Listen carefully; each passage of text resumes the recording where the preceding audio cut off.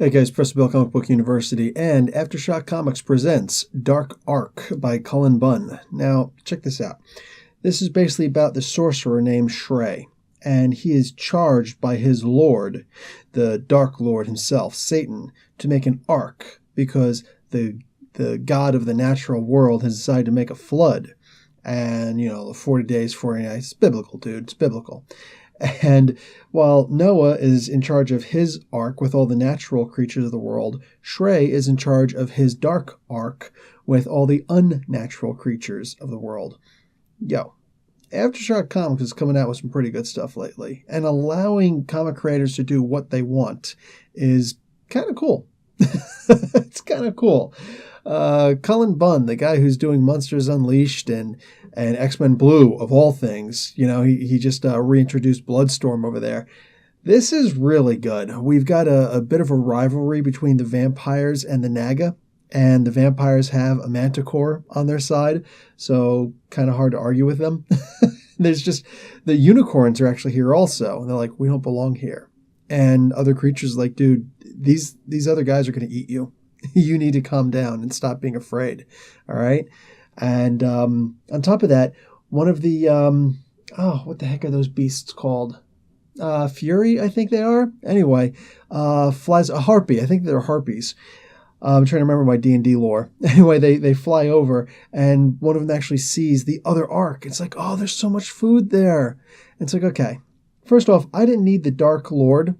Okay, I didn't need Satan to go and explain this to us, but apparently Shrey is saying that we've got to be really careful. He's saying this to his family. We've got to be careful because I've got a lot of sins on my side, and I'm going to burn.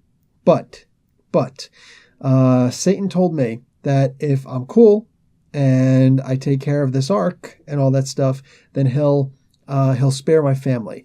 All of my debts will be released. Wow, that's pretty damn cool. On top of that, like, who'd have thought Satan was so generous? Anyway, plus, who'd have thought Satan actually tells the truth?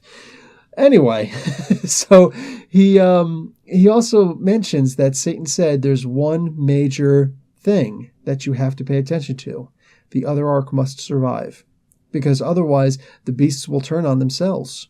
He says when push comes to shove, they've got to eat. And if these other beasts don't resupply the natural world after this flood for the new world, then our beasts, what are they going to do? You know what I'm saying? So it's a shame that somebody actually needed to say that. But yeah, these beasts, these animals, these not the natural, these unnatural, manticores and all these crazy animals that are down there, they really just don't get it, do they? It's like, dude, don't you want to keep you're going to go over there for a quick little meal now, and then what do you do later? These animals, these monsters have no foresight. And it's not that makes it unbelievable. No, I can believe it. I mean, the vampires and certain creatures like that, I can believe that they're smarter than that. But nah, man, I can see a lot of these, like the manticores and the Naga all saying, no, let's just eat now. Let's just eat now. So to me, this is very believable. And I'm really digging this story. I'm going to give this an A-.